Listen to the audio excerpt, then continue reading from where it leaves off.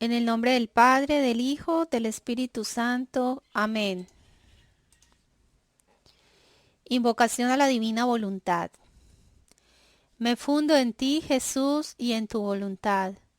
Ven, Jesús, a pensar en mi mente, a mirar en mis ojos, a respirar en mis respiros, a escuchar en mis oídos, a hablar en mi boca, a circular en mi sangre, a moverte en mis movimientos, a palpitar en mi corazón, a amar y a perdonar en mí, a orar en mis manos y a caminar en mis pies. Ciño mi cabeza con tus espinas, Jesús. Emperlo mi lengua con tu amargura. Revisto mi alma con tu sangre. Me adorno con tus llagas.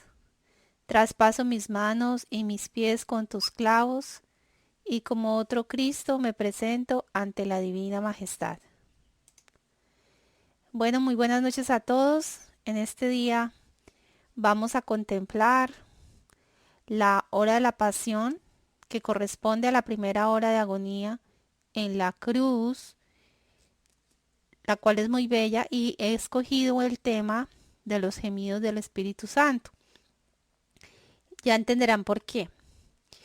Es muy importante, como siempre, cuando iniciamos estas horas de la pasión, de hacer esa oración de inicio que hicimos al principio, esa invocación a la divina voluntad, como el acto preventivo de cada acción que nosotros realicemos durante el día. Por eso es muy recomendable que cuando nos levantemos en la mañana, nosotros llamemos a la divina voluntad a que venga a pensar en nosotros, a hablar en nosotros, a respirar. Y de esa manera durante todo el día estaremos unidos a Dios, obrando con la misma voluntad de Jesús.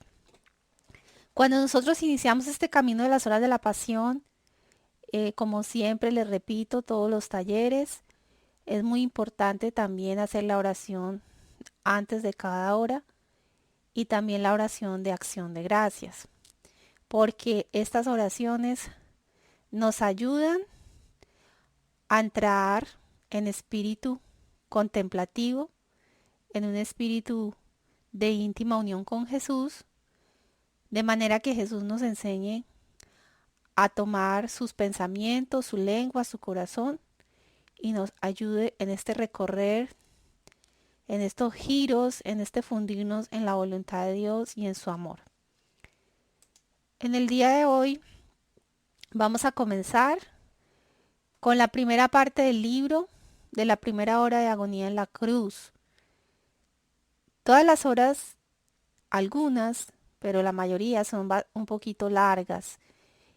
Y por lo largas es muy conveniente que nosotros las podamos desmenuzar, podamos tomar un tiempo para tomar párrafos y meditarlos en profundidad y poder penetrar la pasión de Cristo. Por lo tanto, he decidido meditar solo unos pequeños párrafos de esta hora, que es muy linda y que les voy a dejar de tarea para que ustedes la mediten en los demás párrafos que no vamos a leer. Entonces comienza así. Primera hora de agonía en la cruz, de las 12 a la 1 de la tarde. Crucificado, bien mío, te veo sobre la cruz como en tu trono triunfal, en acto de conquistar a todos los corazones y de atraerlos tanto hacia ti, que todos puedan sentir tu sobrehumano poder. La naturaleza, horrorizada ante tan gran delito, se postra ante ti y espera silenciosa una palabra tuya para rendirte homenaje y hacer que tu dominio sea reconocido. El sol llorando retira su luz, no pudiendo sostener su mirada ante tanto dolor. El infierno aterrorizado espera en silencio, de manera que todo es silencio. Veamos cómo al principio de este párrafo el alma está contemplando. Ella dice, yo veo a Jesús sobre la cruz y lo ve como un trono triunfal.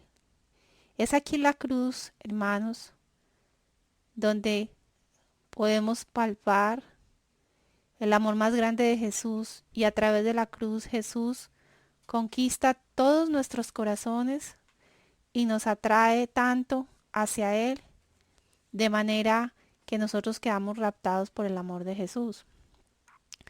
Fíjense una cosa muy bella de los escritos de Luisa. En uno de los capítulos, él le dice a Luisa Pecarreta, que es sierva de Dios, que la medida en que nosotros amamos la cruz en la tierra será un reflejo de cómo estaremos unidos a Dios en el cielo. Si nosotros en la tierra amamos la cruz, porque a través de la cruz sabemos que se salvan las almas, sabemos que atraemos a las almas hacia Dios, encontramos el verdadero significado de la cruz, entonces estamos permitiendo que Jesús viva su vida divina dentro de nosotros. Cuando Él estaba aquí en la cruz, pues toda la creación temblaba, el sol lloraba, hay un silencio sepulcral, y ese silencio es lo que Dios nos pide ahora que justo entramos en Semana Santa, entrar en un espíritu de oración. Pues toda la cuaresma que hemos venido recorriendo, Dios quiere que nosotros estemos más unidos a Él y que lo escuchemos. Y para nosotros poder contemplar el amor de Dios es importante ese silencio, un silencio que acalla nuestras pasiones, un silencio que acalla todos nuestros pensamientos, todo aquello que no nos lleva a Dios. Si nosotros no estamos en ese silencio interior, no podremos estar atentos a las mociones del Espíritu Santo, a ser fieles a la gracia. Cuando nosotros contemplamos la cruz, Él lo dice, es cátedra de sabiduría, y allí aprendemos las doctrinas más altas. Así que aquí nos da pues muchas claves para continuar en ese espíritu de oración, y es que nosotros deberíamos siempre cuando estamos ante Dios entrar en ese silencio, un silencio para poder escuchar la voz del Verbo. Muchas veces nosotros cuando vamos a hacer las horas de la pasión o estamos orando, traemos ante Dios pues nuestras preocupaciones, las situaciones difíciles, la humanidad entera, las almas, y está bien, pero también Dios espera de nosotros que nos callemos, que tengamos nuestra mirada fija en Él y que escuchemos su voz. Cuando nosotros leemos los escritos de la sierva de Dios Luisa Picarreta, estamos haciendo silencio y estamos dejando que la palabra hable.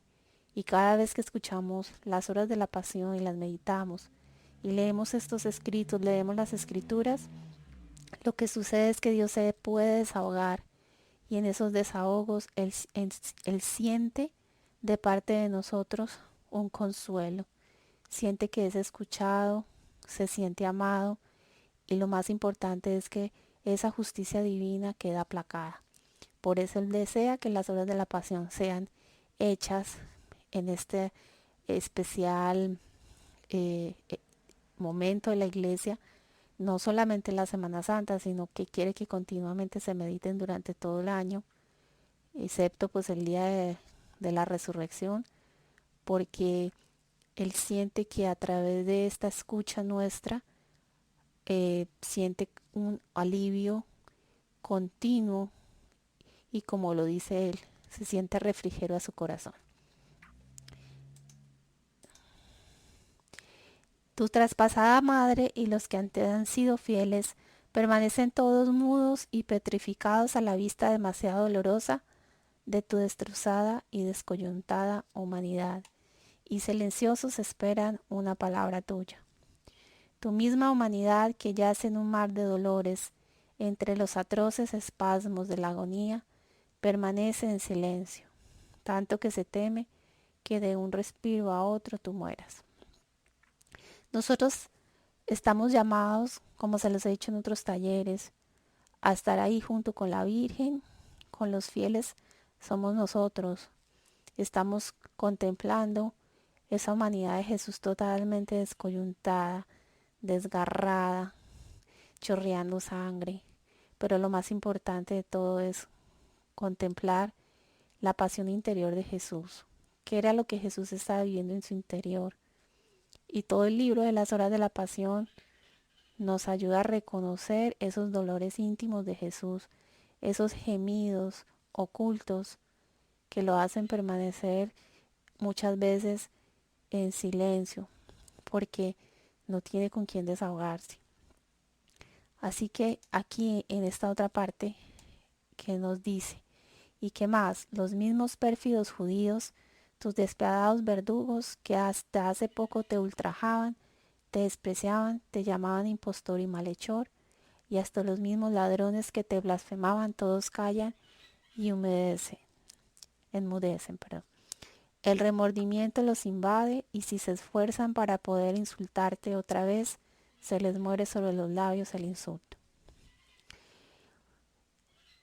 Cuando nosotros contemplamos la cruz, es el mejor, es la mejor ayuda porque nos ayuda a reconocer todas esas faltas que nosotros tenemos y que nos causan un remordimiento. Si ustedes ven hoy en día que casi no se habla de la pasión de Cristo en las iglesias, es uno de los dolores que Jesús le dice a Luisa. Mira cuántos sermones hay hacia afuera y muy poco se habla ya de mi pasión. Por eso se ven las predicaciones sin luz y las almas quedan sin un alimento. Se hablan de doctrinas novedosas, cosas nuevas de teología, pero de la pasión no se habla, porque la pasión se ha olvidado y se ha sacado de las iglesias. Ustedes ven iglesias que uno llega y ya no hay crucifijos, sino puros Cristos que resucitados y que porque dicen que para qué si ya Jesús resucitó.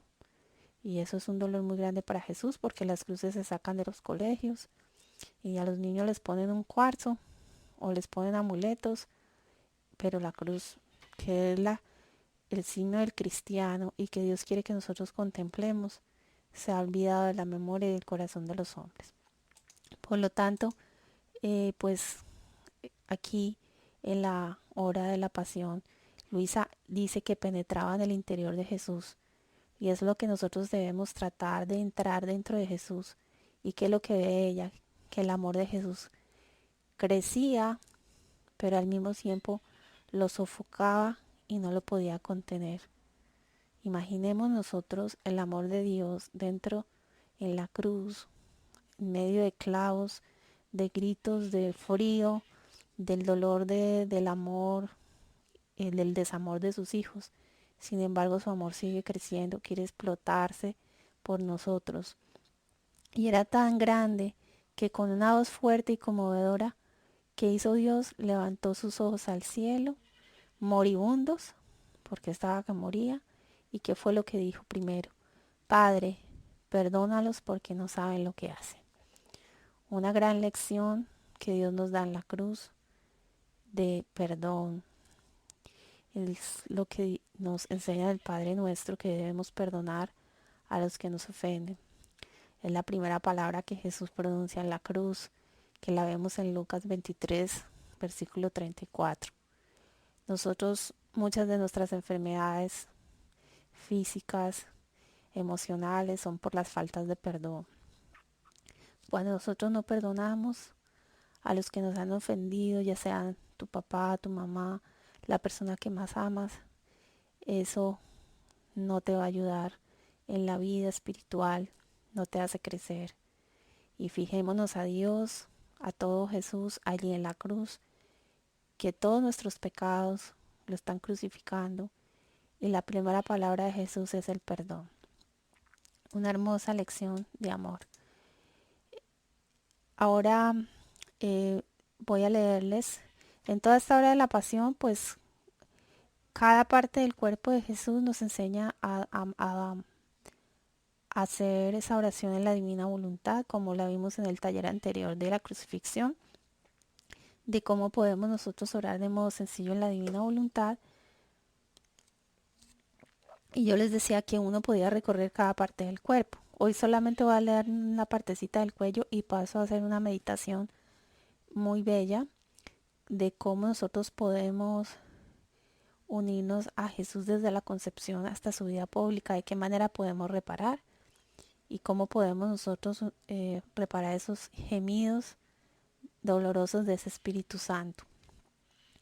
Bueno, aquí hace Luisa. Adoro tu santísimo cuello y te agradezco por la grande paciencia con la cual te has dejado atar y por enseñarnos el desapego perfecto de toda cosa creada. Te pido perdón por las ofensas que recibes de las criaturas, por el apego que tienen a los placeres del mundo, y te suplico que pidas para todos el desapego de la tierra y la uniformidad perfecta a tu santísima voluntad. Cuando nosotros contemplamos el cuello de Jesús, en otro taller contemplamos la mano derecha, la mano izquierda y los pies de Jesús. Y sacamos un montón de modos, oraciones para fundirnos en la voluntad de Dios. Aquí nos enseña que en el cuello, primero allí se representan todos los apegos, es lo que nos enseñan las horas de la pasión. Y cuando Jesús se dejó sujetar los cuellos con cadenas, pues estaba reparando todos esos apegos que tenemos nosotros a los placeres del mundo, a las cosas materiales, a nuestra propia voluntad. Y Jesús pide el desapego de la tierra para que nosotros podamos estar unidos a la voluntad de Dios.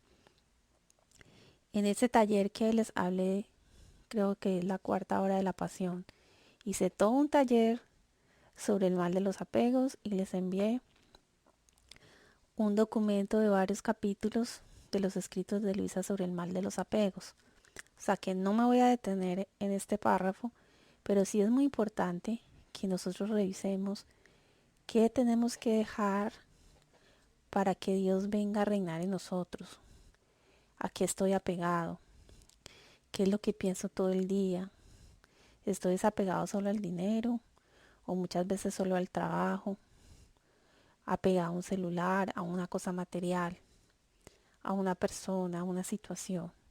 Y los apegos son un gran impedimento para que nosotros dejemos que reine la voluntad de Dios en nuestra vida. En nuestra vida todo tiene que tener un equilibrio. Nosotros somos cuerpo, espíritu, tenemos un alma. No solamente Dios nos da un trabajo para subsistir, sabemos que el trabajo es el medio de santificación, pero hay que tener un equilibrio para dar un tiempo al espíritu, al descanso, a la oración. Por eso en este tiempo de Semana Santa es perfecto para nosotros hacer un retiro espiritual, para unirnos a la pasión de Cristo, parar actividades mientras se pueda. Yo sé que en algunos países no se puede, pero por lo menos tratar de tomar un mayor tiempo para orar, para acercarnos al sacramento de la confesión y de la Eucaristía.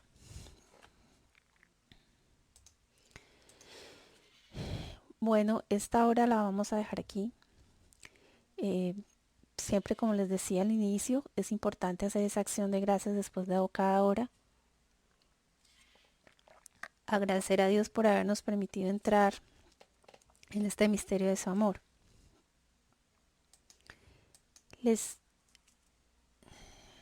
Bueno, acá me hacen una pregunta. ¿Cómo se desapega de los hijos del esposo? Esa parte no sé cómo quiere Jesús que sea. Bueno, nosotros debemos ver a las personas como imágenes de Dios. En tu esposo está Jesús, porque es imagen de Dios, y en tus hijos también está Jesús. Todo está en esa recta intención, en la voluntad. Cuando tú atiendes a tus hijos y les das la comida, obviamente que tienes como madre un afecto especial porque son tus hijos. Pero cuando tú agregas que lo haces porque en ellos está Jesús, entonces hay una caridad perfecta porque estás sirviendo a Jesús en tus hijos y se lo estás haciendo a Jesús. Eso es lo que Dios quiere, que nosotros veamos todo con los ojos de Dios para reconocer a Dios en todos. Me hice recordar de Santa Teresita del Niño Jesús. A ella, a mí esa parte del Evangelio donde dice que nosotros debemos considerar superiores siempre a los demás, ella lo vivía de la siguiente manera. Cuando veía alguna hermana, ella decía, claro, ella es superior a mí porque cuando yo paso al lado de ella, estoy viendo la imagen de Dios, y si yo me pongo mi nada frente a la imagen de Dios me siento pequeña. Por eso, cuando nosotros tenemos esa presencia de Dios, así se te pare a ti al lado un mendigo, tú te vas a considerar, lo vas a poner en primer lugar, y vas a sentir que de verdad es superior a ti, porque dentro de ese mendigo está Jesucristo, aunque también está dentro de ti, pero es ese sentimiento de saber que todas las personas que te rodean, no importa si estén en pecado, será que está Jesús crucificado, pero existe. El apego está cuando tú quieres las cosas a tu modo y según tu voluntad. Entonces pongamos que tú tienes un hijo y tú dices, yo le voy a dar a mi hijo una universidad, le voy a dar todo lo que normalmente le da, el dinero, pero tú te das cuenta que tu hijo se está desviando de las cosas de Dios y que está en un mal ambiente, y lo mandas a una universidad, a un lugar que le va a hacer daño porque vive rodeado de, digamos un ejemplo, ¿no? De personas con problemas de drogas, y tú dices, no, a mí no me importa porque mi hijo lo importante es que tenga una carrera, pero no cuida su alma. Entonces hay un apego cuando tú no buscas la gloria de Dios y no buscas llevar a tu hijo a Dios, y lo que tú quieres es que tu hijo tenga su título, pero es para ti, para tú sentirte bien, para tener el orgullo de un hijo, aunque tú dices que es para que ese hijo se defienda en la vida, pero cuando en nuestras intenciones no estamos buscando llevar los hijos a Dios, entonces hay un apego desordenado. Entonces no eres capaz de corregirlo, no eres capaz de decirle nada porque te da miedo que te regañe o que no te vuelva a hablar, o mi hijo me, me deje a un lado. Son los respetos humanos. Pero si tú sabes que ese hijo es hijo de Dios, tú lo corriges porque quieres que se vaya por los caminos rectos. Y si ya es grande, pues oras por él, lo acompañas en la oración y se lo entregas a Dios. Y si tú sigues preocupada y angustiada, pues entonces ¿dónde está la confianza en Dios? Si Dios está cuidando de tu hijo. Entonces, los hijos son de Dios y Dios te lo da a ti para que se lo cuides, pero también tienes que entregárselo a Dios. Bueno, no sé si me quedó claro. Bueno, ahora vamos a hacer una meditación desde la concepción de Jesús hasta su vida pública. ¿Cómo nosotros podemos ir recorriendo la vida de Jesús para nosotros a través de ella ir reparando esos dolores, esos gemidos de ese Espíritu Santo que quiere de nosotros una correspondencia de amor? Cuando nosotros contemplamos la concepción de Jesús, ¿qué podemos reparar? Todas las personas que conciben en la culpa.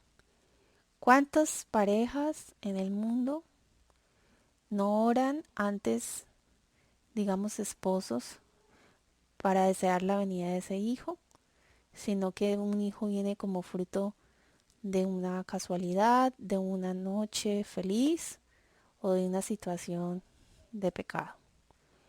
Eso para Jesús es un dolor muy grande, porque Dios ha creado esa sexualidad dentro del matrimonio como algo muy hermoso, como algo muy bello, como una participación de ese amor de la Trinidad. Y resulta que ese momento tan bello que Dios ha hecho en la unión entre un hombre y una mujer, en el sacramento del matrimonio, se ha constituido en los momentos de mayor ofensa a Dios. Y muchos de esos niños son concebidos en la culpa. Nacen como fruto del pecado. Mas sin embargo Dios en su infinita misericordia, bueno, sabemos que Dios todo lo perdona cuando nos arrepentimos, pero de alguna manera cuando un niño es concebido en el amor, porque una pareja lo desea, porque cuando están juntos el esposo le dice al esposo, yo deseo ese hijo, ven hijo mío, yo te amo, ese niño es un regalo de Dios, porque ambos lo están deseando. Pero ¿cuántas parejas, incluso de matrimonios, están tomando anticonceptivos, están tomando píldoras, usan condones, usan aparatos que se ponen las mujeres que son pecado y no? Y viene el niño supuestamente como un accidente y ya se les crea a ese niño no deseado heridas emocionales que afectan esa personalidad del bebé, porque en el momento en que el niño está siendo concebido, solamente tiene esa potencia del alma de la memoria, todavía no se ha desarrollado esa voluntad y esa inteligencia que se desarrolla poco a poco a partir de los 3 años, y el niño recibe todas esas heridas emocionales de abusos a mujeres que han sido abusadas sexualmente, y pues hay que reparar eso. Nosotros cuando pensemos en esa concepción, pues reparar todo eso tiene que tener una reparación, porque son pecados ocultos que no se ven, que muchas mujeres callan, porque a veces viene el esposo de estar por allá con una mujer de la calle, o parejas que viven sin casarse y van concibiendo así los niños. Eso es un dolor del Espíritu Santo. O que hablamos también cuando Jesús estuvo en la prisión del seno materno, todas unas charlas que se grabaron ahora en Navidad, que fueron las 9 meses de Jesús en el vientre de la Virgen María, que sería muy bello haberlas empezado a meditar ahora el 25 de marzo. Toda la pasión interior de Jesús dentro del vientre de María, y es toda la pasión que Jesús sufre muchas veces en los vientres de las madres, cuando están allí y lo quieren matar, quieren abortar al bebé. Y como lo dice aquí, muchas veces las personas no quieren amar la voluntad de Dios. En la prisión del seno materno podemos reparar por esas almas que no aceptan la voluntad de Dios. Entonces, pongámoslo en algo solamente material. Quiere tener una casa grande, quiere tener el carro más grande, quiere tener mucha comida, tiene que tener todas las comodidades, y resulta que Dios mandó a esa persona a una parroquia pobre, la mandó a una casa donde no tiene pisos de marfil, por decirte, sino que tiene pisos de madera, y la persona se reniega porque no tiene las comodidades que le gusta, y eso de alguna manera produce un dolor en Jesús, no aceptar esa voluntad de Dios como nos viene en cada instante. Y que hablar del nacimiento, cuando nosotros recorremos y meditamos en el nacimiento de la vida de Jesús, ¿cuántos hijos nacen y mueren a la gracia? O sea, los papás no son capaces de llevarlos al bautismo. Los bautizan por allá cuando tienen 10 años, o cuando son grandes, o ni los bautizan. Esos niños no son injertados en la iglesia, son criaturas, no son hijos de Dios, porque bien lo dice el catecismo y las escrituras: el que se bautiza será salvado. Y si un niño no es bautizado, es una criatura, existe, pero no está injertado en el árbol de la cruz. Ese niño no recibe la gracia, no viene la Trinidad a habitar en él, no es templo del Espíritu Santo. Por eso el bautismo nos hace hijos de Dios, nos injerta en el cuerpo místico de Cristo, siembra en nosotros esa semilla que es el pórtico por donde entran todos los sacramentos. ¿Cuántos niños nacen y no les aplican los sacramentos? Y qué hablar de los niños abortados, porque eso es un crimen que hoy está sucediendo a cada instante. En los laboratorios, ahorita las mujeres no quieren embarazarse, que para que no se les dañe el cuerpo, entonces van y alquilan vientres. Qué cosa tan espantosa. Y en un laboratorio cogen los, los espermatozoides, y mejor dicho, cuántos muertos y abortos habrán por querer ponerle, insertarle esa célula en el vientre de una madre que alquila su vientre para que a la otra no se le deforme su cuerpo. Y todos esos niños que están siendo abortados con la píldora del día después, o en tantos sitios y países donde no se pueden tener muchos hijos. Entonces, cuando nosotros meditemos y estemos haciendo el Santo Rosario y vayamos al misterio del nacimiento de Jesús, es para nosotros llevar esa sangre de Jesús y pasar por todos los abortados, los niños que están siendo asesinados en los vientres de sus madres. Y si no sabemos cómo hacerlo, vuelvo y se los digo. Está toda esa novena de la Navidad, donde Dios, Jesús, nos narra cada hora toda esa pasión interior. Y cuando nosotros la contemplamos, estamos haciéndole una perfecta reparación y podemos aplicarla por todos los niños abortados del mundo entero. La verdad que este punto me pudiera quedar 2 horas hablándoles, pero fueron más de 9 horas de grabación hablándoles solo de este punto. La infancia.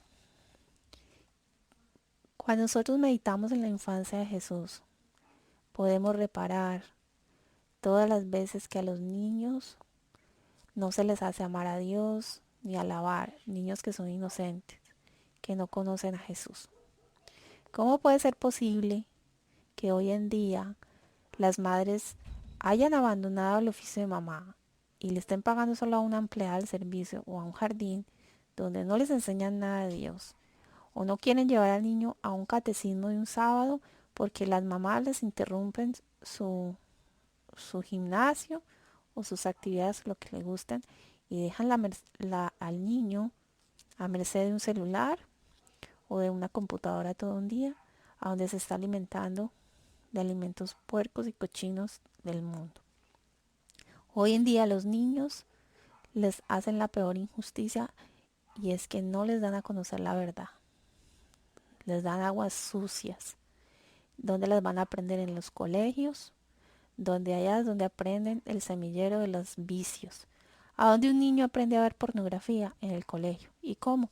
Los amiguitos se la llevan en el celular muchas veces. Y a veces dicen que no creen, pero eso es así. A veces en los colegios es donde los niños más reciben cosas negativas que positivas. Pero dice, ay, ¿yo qué hago? Entonces, ¿de dónde lo llevo? Hoy en día hay madres que han sido valientes, han sacado a los niños de los colegios y se han puesto ellas mismas a enseñarles, o hay hoy en día enseñanzas virtuales donde los niños no van al colegio y aprenden desde la casa. Ha sido incluso una experiencia que me ha tocado ver de familias que lo han hecho y no tienen miedo al que irán ni a la sociedad. Y esos niños crecen puros y hasta mucho más despiertos que un niño que va al colegio. Por eso hoy en los colegios les quitan la religión, les quitan el catecismo. ¿Y qué les enseñan? Puras cosas del mundo. Y eso es un dolor para Jesús, porque ni las mamás se ocupan de enseñar a los niños. Ah, y creen que es pagando a un profesor. Coge tú, cómprate un catecismo de niños y siéntate todas las noches a darle una lección de catecismo a tu hijo, en vez de estar pegada 1 hora de tu celular o de tu Facebook o de otras cosas. Ocúpala en tus hijos. Les quiero compartir una anécdota, que conocí una familia donde la señora, eso me lo contó ella, ¿no? Cuando estaban chiquitos ella les había comprado un televisor, tiene 5 hijos. Y una vez se pelearon porque cada uno quería ver un programa, y en la pelea botaron el televisor y lo quebraron. Entonces dijo, no, aquí no más televisor, jamás. De ahora en adelante la televisión quedó prohibida. Y entonces, pues lo primero que se dice una mamá, ¿y ahora yo qué hago para entretener a estos niños chiquitos? Pues esta señora se las ingenió y todas las noches los reunía en la sala de 7 a 8 y les decía, aquí vamos a leer todas las noches un libro y vamos a rezar el rosario.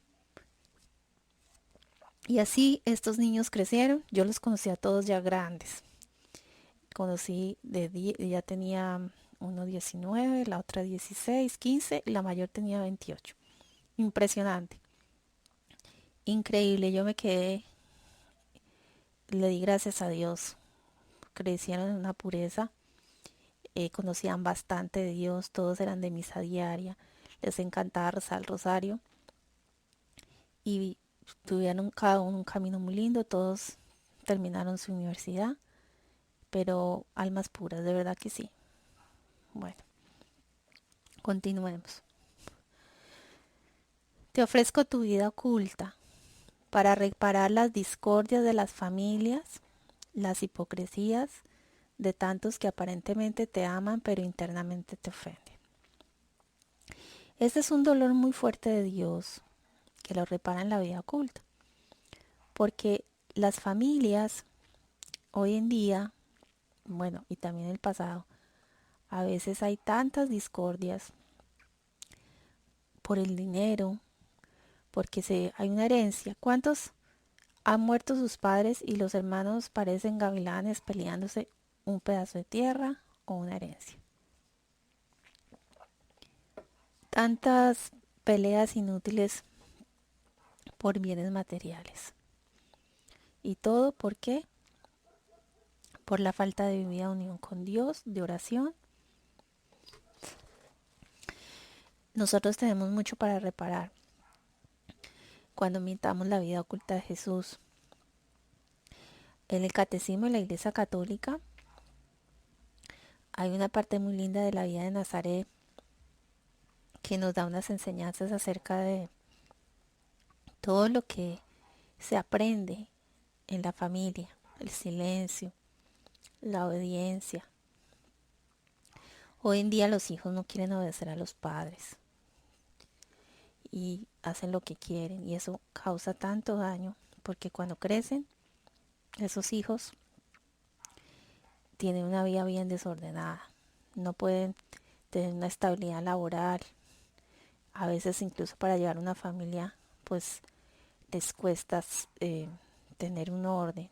Entonces pues aquí tenemos mucho para reparar esa vida, en la vida oculta, cuando estemos meditándola, pensando en las familias. En la vida del desierto podemos reparar las desobediencias a la iglesia. La iglesia nos ha dado 5 mandamientos que ni nos recordamos. A veces los olvidamos. A veces desobedecemos a lo más sencillo. Un ejemplo, ¿no? Como lo que nos enseña la iglesia de ayunar el Viernes Santo y el miércoles de Cuaresma. Y esas cosas chiquitas las transgredimos. O de oír la misa todos los domingos, o fiestas de guardar, y se nos pasan, y la gente cree que no ir a misa un domingo, no pude, no, es un pecado mortal, pecado grave no ir a misa un domingo, y si tú no vas a misa un domingo te tienes que confesar, que es un mandamiento de la iglesia. Y no se los voy a hacer aquí a todos porque se los dejo de tarea para que nos busquen cuáles son los 5 mandamientos de la iglesia. Las desobediencias a nuestro sumo pontífice. Dios nos ha dado un papa, y el papa es la cabeza de Jesús en la tierra. El demonio siempre va a atacar la cabeza para que nosotros no obedezcamos, pensemos más de él y seamos desobedientes. En cualquier comunidad, ¿por donde ataca? Por la desobediencia, para que las personas no obedezcan las órdenes del superior en las cuales Dios habla. Ahora, si te dan una obediencia que va en contra de los mandamientos de Dios, pues no viene de Dios. Pues imagínate que te digan un superior, mira, ve a esa persona y mátala. Es un ejemplo. Obviamente que no lo vas a hacer, porque eso no es voluntad de Dios. No puede ir en contra de los mandamientos de la ley de Dios. Y también reparó Jesús en el desierto todas las veces que despreciamos los ayunos, los preceptos y los sacramentos. No podemos decir, ay, es que yo vivo en la divina voluntad y resulta que ya lo del ayuno, eso no va conmigo, porque es que yo tengo que ayunar solo de mi voluntad humana. No, señor. La voluntad de Dios, la divina voluntad, no elimina la santidad humana. Si la iglesia manda ayunar 1 hora antes, es decir, no comer nada antes de comulgar, lo haces. No es que estás desayunando 20 minutos antes de la misa y vas y comulgas. No, es que todo eso se ha ido perdiendo y vamos haciendo lo que nos guste, lo que queremos. Y también hay unos preceptos que ha puesto para los días ahora de Semana Santa. Los viernes no se come carne. ¿Por qué? Tiene un sentido. Porque tú vas a ahorrar ese dinero para dárselo a los pobres. Y también tiene un sentido de sacrificio para unirte a la pasión de Cristo. Y esto te ayuda también a tener un dominio de ti mismo. Por lo tanto, no podemos despreciar ni los ayunos de los cuales la iglesia habla, ni los preceptos, ni los sacramentos. Ahora, a veces hay gente, porque estamos en un mundo tan materialista, porque me ha pasado, lo he escuchado, que me dicen, no, es que yo ayuno con batidos de frutas. Pero, ¿y cómo es eso? No, pues es que como yo me quiero adelgazar, entonces yo aprovecho y entonces estoy ayunando con frutas. Eso no es ningún ayuno, eso es una mezcla ahí tan horrible que mejor dicho. Si vas a ayunar, como a veces del ayuno de pan y agua, es pan y agua, y ve con un director espiritual para que en ese sentido sea algo ordenado y el sacerdote pues te guíe en ese punto. Ahora en la vida pública, nosotros podemos reparar pues los sacerdotes, que son los representantes, son esa voz de Jesús. Nosotros cuando pensamos en ellos, muchas veces ellos a veces puede ser que no cumplan con una reintegración su ministerio o no preparen sus predicaciones bien hechas en el sentido de la oración con el Espíritu de Cristo y en ocasiones los sacramentos sean administrados con interés propio, con espíritu interés o amor propio y propia estima. A nosotros nos toca orar por los sacerdotes. Si hay algún sacerdote que está escuchando esta charla o la va a escuchar, pues quiero decirle que nosotros los laicos sabemos, todos estamos en el mundo con esas tentaciones y pues lo más importante es el espíritu de oración. A nosotros nos toca orar por ustedes.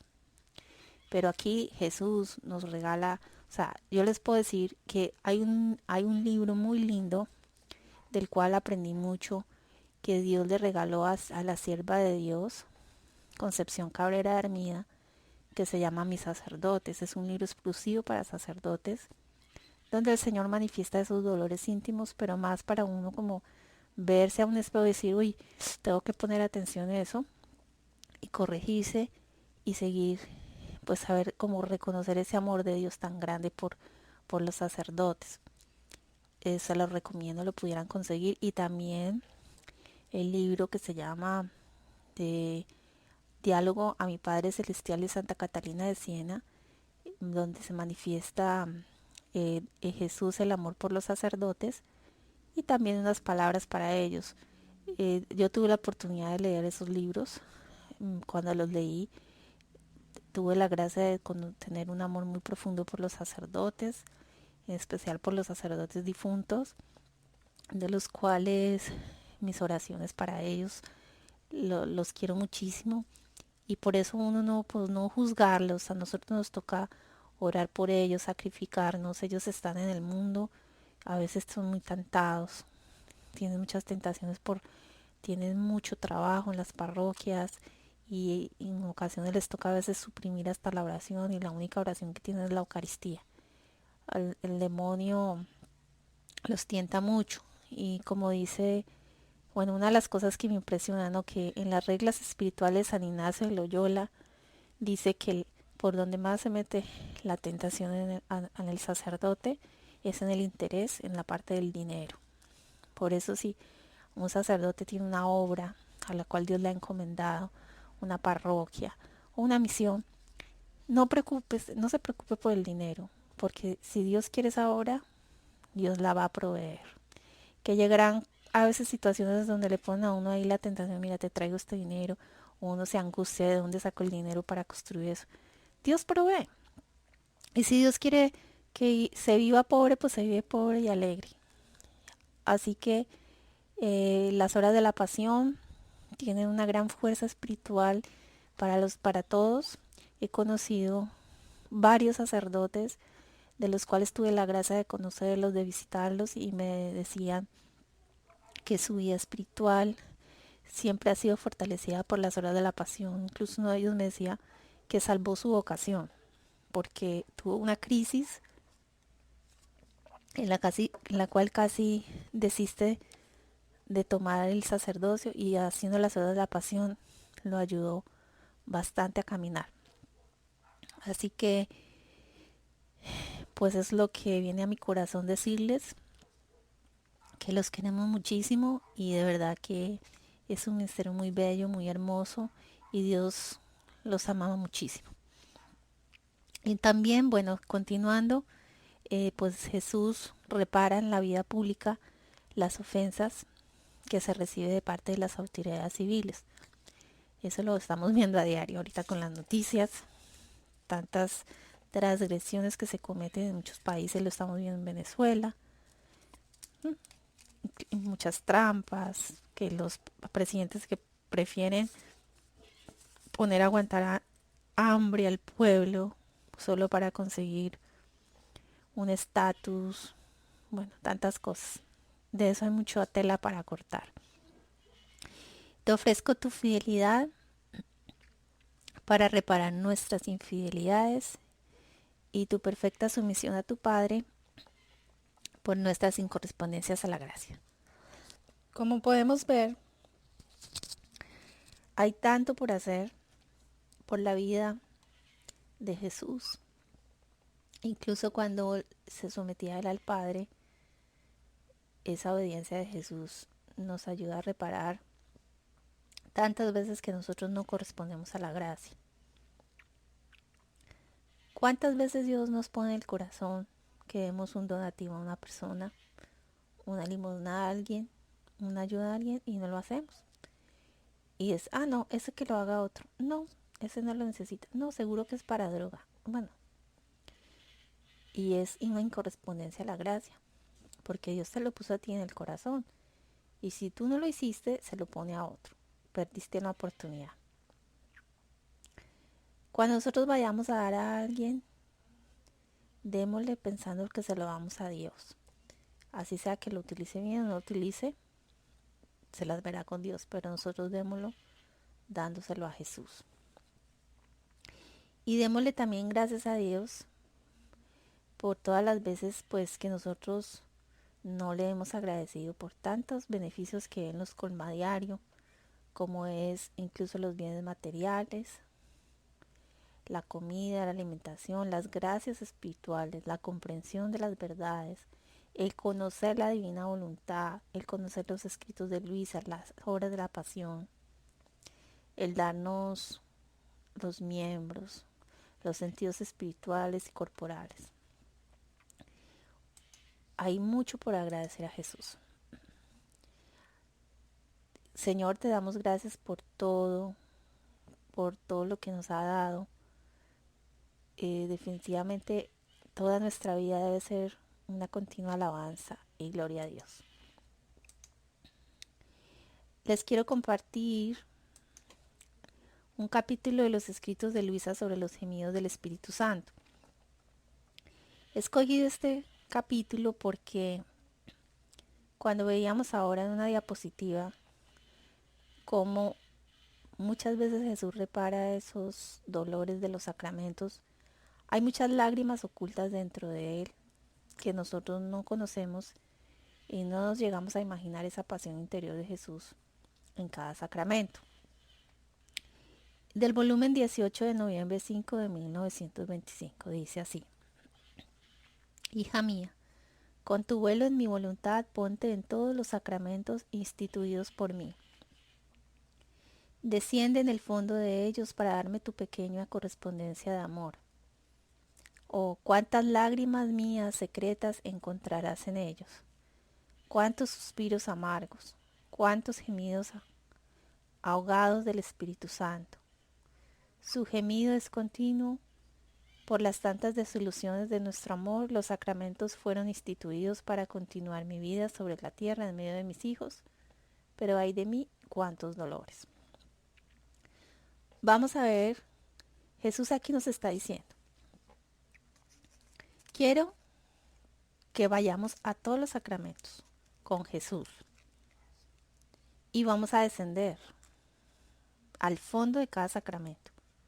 O sea, nosotros vamos a entrar en ese misterio para contemplar cuáles son esos gemidos del Espíritu Santo.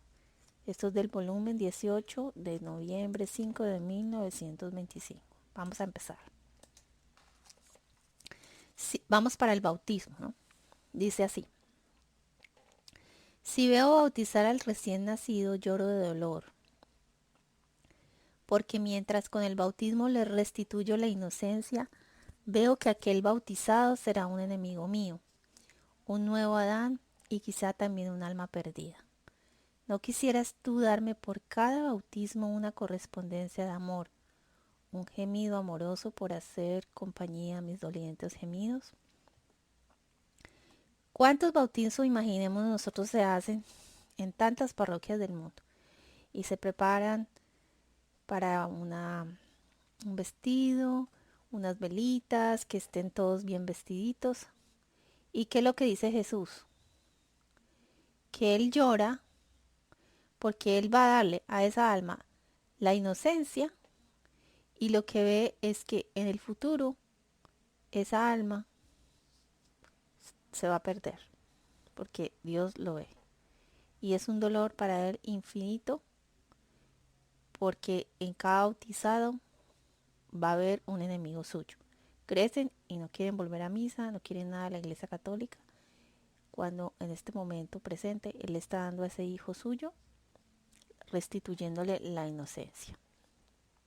O están más también dolor, preocupados por las cosas externas, por un ritual y ni siquiera ni idea de lo que está pasando. Están pendientes de las fotos, de que si llegó el padrino, pero lo que está pasando ahí no.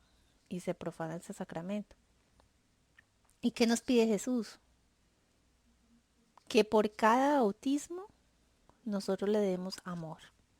Poner un te amo, un te adoro, Señor, yo te amo por cada sacramento, por cada bautismo de cada niño.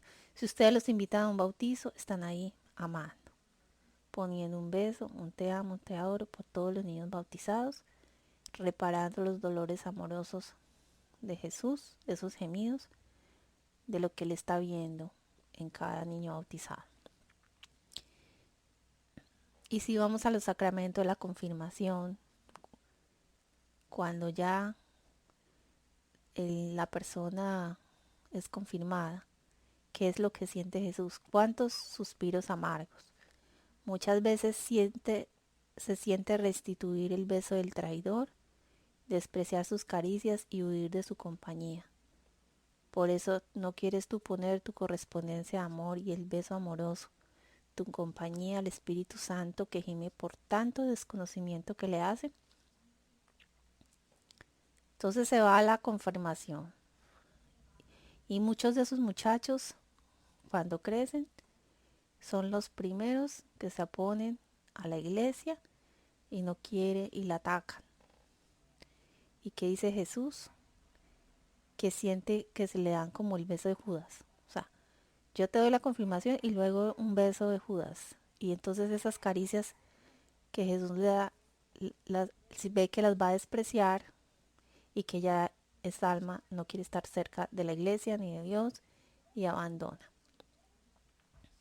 Porque hay muchos jóvenes, porque me ha tocado verlo, que cuando son chiquitos van al catecismo y son piadositos y van a misa y crecen y no quieren saber nada de Dios. ¿Saben por qué? Porque también las mamás no les cultivan esa vida espiritual.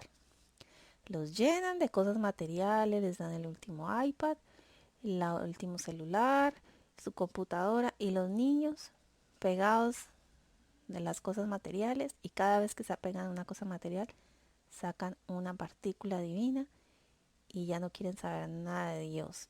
Y luego mamás que regalándoles a las hijas que las operaciones de senos, que regalo de 15 o vestidos lujosos. ¿Y qué pasa con esos niños?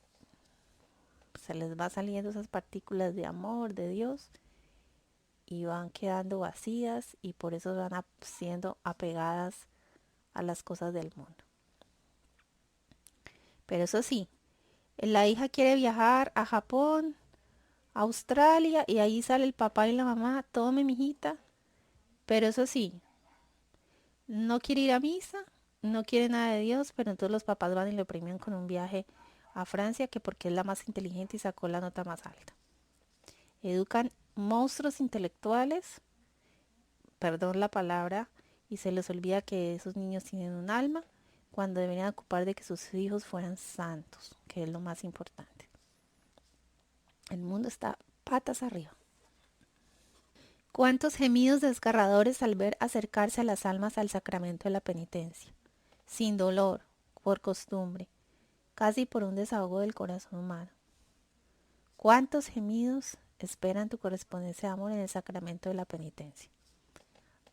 No, es que ni siquiera una preparación. No se sabe ni qué es un pecado mortal, ni qué es un pecado venial.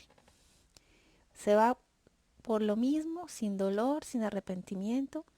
Y es que Jesús lo dice, se me desgarra el alma al ver almas que no van sino por costumbre y para tener con quien hablar, desahogar el corazón humano.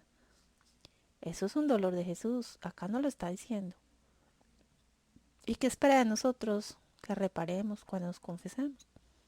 Reparar, llevar nuestro beso, nuestro amor y también nosotros hacer un buen examen de conciencia para hacer una confesión digna como Dios la merece, con que de verdad nos dé un dolor, un arrepentimiento de nuestros pecados.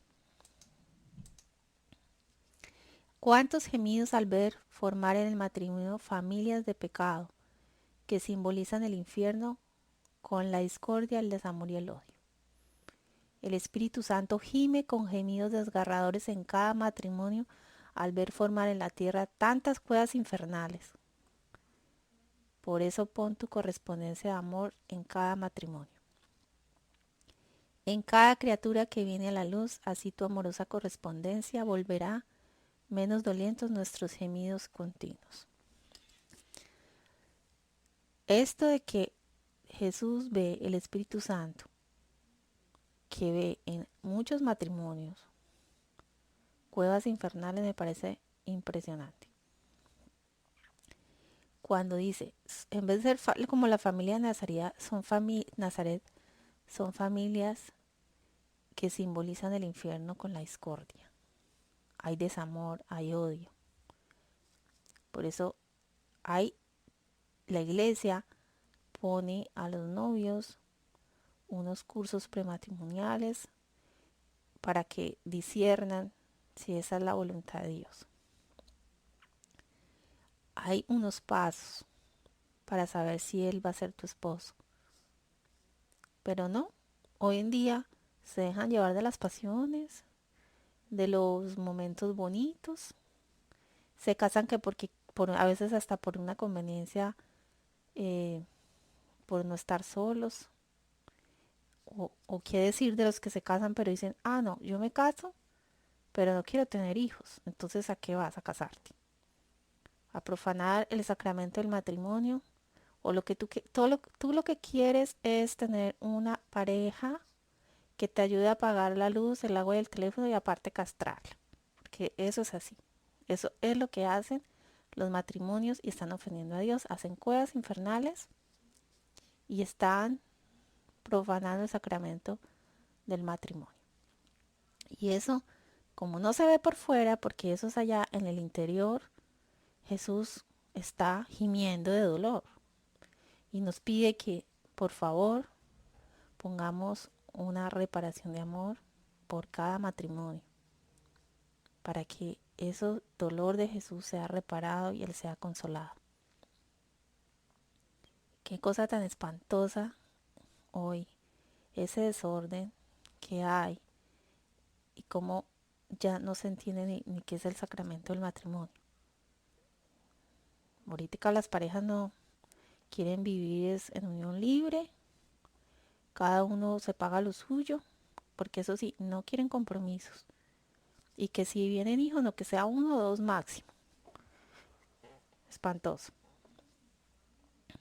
O vámonos la unción de los enfermos. Nuestro llanto en el lecho del agonizante, en el acto de administrar el sacramento de la unción de los enfermos, pudiera ser escuchados por todos y todos llorarían de dolor. ¿No quieres darnos tú una correspondencia de amor cada vez que se administra este sacramento, que es el último desahogo de nuestro amor hacia la criatura? Nuestra voluntad te espera en todas partes para tener tu correspondencia de amor y la compañía de nuestros gemidos y suspiros. La verdad, cuando medité este sacramento, bueno, yo dije, bueno, el Señor acá está diciendo que siente un dolor muy grande en el lecho del agonizante cuando le administra este sacramento. Dice, bueno, son dolores ocultos, la verdad. Nunca había pensado en eso, pero aquí no lo dice. Le da dolor y quiere que pongamos nuestra correspondencia de amor. En las hostias, cuando comulgamos, oirás gemir al Espíritu Santo con dolor inenarrable. Si tú pudieras romper los velos de la hostia que me cubren, me encontrarías bañado en llanto, conociendo la suerte que me espera al descender en los corazones. Por eso tu correspondencia de amor por cada hostia sea continua, para calmarme el llanto y volver menos dolorosos los gemidos del Espíritu Santo. Aquí nos dice Jesús que cada hostia hay un dolor que no puede narrar. Y cuando Él nos pide o nos dice, si tú rompieras esos velos de la hostia, ¿sabes qué encontrarías? Bañado en llanto.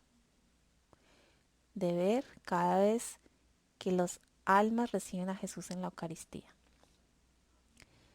¿Cómo será esa imagen? Impresionante. ¿Cuántas hostias están sangrando? Ahorita que hay imágenes llorando por todos lados. Que la Virgen llorando. Yo sí creo, claro, ¿cómo será el dolor? Pero eso sí, mandamos la foto por el WhatsApp, por el Facebook. La Virgen lloró. Jesús, ¿sabes qué? Cuando tú veas eso, toma esa sangre, esas lágrimas, y llévalas a las almas. Llévalas para reparar, se la unes a Jesús, se la presentas al Padre. Presentas la sangre preciosa de Jesús y le dices, Señor, yo me uno con Jesús, te presento tu sangre divina y te pido perdón. Y ahí lo que Dios te ponga, ya lo hemos estado viendo. Por los sacramentos de la Eucaristía, bueno, ya ahí tenemos las diapositivas. ¿Cómo gime el Espíritu Santo al ver en el ordenado arrancarse las cosas más sagradas, el carácter más grande que existe entre el cielo y la tierra? ¿Cuántas profanaciones? Cada acto de este ordenado hecho, no según el carácter impreso, será un grito de dolor, un llanto amargo, un gemido desgarrador. Por eso corra tu correspondencia de amor en cada acto sacerdotal para hacer compañía al amor gimiente del Espíritu Santo. Es verdad, mire, ¿cuántas vocaciones son erradas y son ordenados sacerdotes cuando no traían vocación? Eso lo dice en el libro de mis sacerdotes, que eso pasa. Y eso porque los obispos no pusieron atención y eso es tremendo error. Y por eso dice acá que muchas veces, incluso a los sacerdotes, a los ordenados, cuando se les imprime ese carácter, pues acá lo dice. Muchas veces, ahí dice acá, al ver en el ordenado arrancarse, se le arrancan las cosas más sagradas, el carácter más grande que existe entre el cielo y la tierra, y cuántas profanaciones y cada acto de este ordenado, en hecho no según el carácter impreso, será un grito de dolor. Por ejemplo, cuando los sacerdotes son recién ordenados, que son todos piadositos, traen ese fervor, lo que sucede es que a veces, cuando se les va poniendo tanto trabajo y ya van entrando en la vida parroquial y les ponemos nosotros tanto problema. Ellos, de tanto que tienen que hacer, muchos van abandonando la oración, van dejando al lado esa intimidad con Jesús y se va perdiendo ese espíritu de oración continua, ese espíritu interior, y son más fáciles para caer en la tentación. Por eso es muchas veces, como le dice Jesús a Luisa, eh, es muy importante nosotros mantener ese espíritu de oración continua, porque el valor no está en hacer mucho, sino hacer la voluntad de Dios. Eso es lo que Dios le da valor. Lo importante no son las obras de Dios, sino quedarnos con Dios.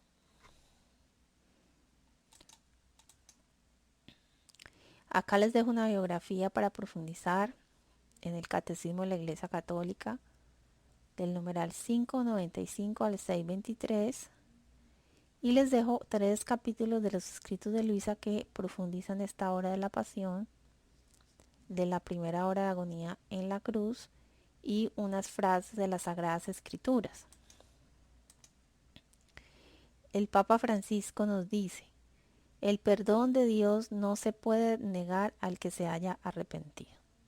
Eso es la grandeza de nuestro Dios, que nos llama a que nos arrepintamos y que nos acerquemos a ese sacramento de la confesión. Espero que estemos todos confesaditos para vivir esta Semana Santa a plenitud, y nosotros al mismo tiempo ser esos transmitores del perdón de Dios. Nunca debemos guardar rencor a nadie y nunca hablar mal de nadie, porque Dios es amor y nosotros tenemos que ser apóstoles del amor. Miren qué lindo lo que dice nuestro Papa Emérito Benedicto XVI. Queridísimos hermanos, os doy las gracias de corazón por todo el amor y el trabajo con que habéis llevado junto a mí el peso de mi ministerio, y pido perdón por todos mis defectos. Es lo que nos enseña este Papa Emérito Benedicto XVI, un testimonio del amor de Dios. Nosotros todos los días tenemos que pedir perdón a Dios porque en algo habremos fallado, y faltas de omisión, faltas de correspondencia a la gracia, sobre todo por las veces que hemos dejado de amar a Dios en el prójimo y en cada instante que nos presenta. Le pedimos a nuestra Madre que nos ayude a vivir estas verdades, como nos dice Papa Francisco: María es maestra de la verdadera libertad. Gloria al Padre, al Hijo y al Espíritu Santo, como era en un principio, ahora y siempre, por los siglos de los siglos. Amén.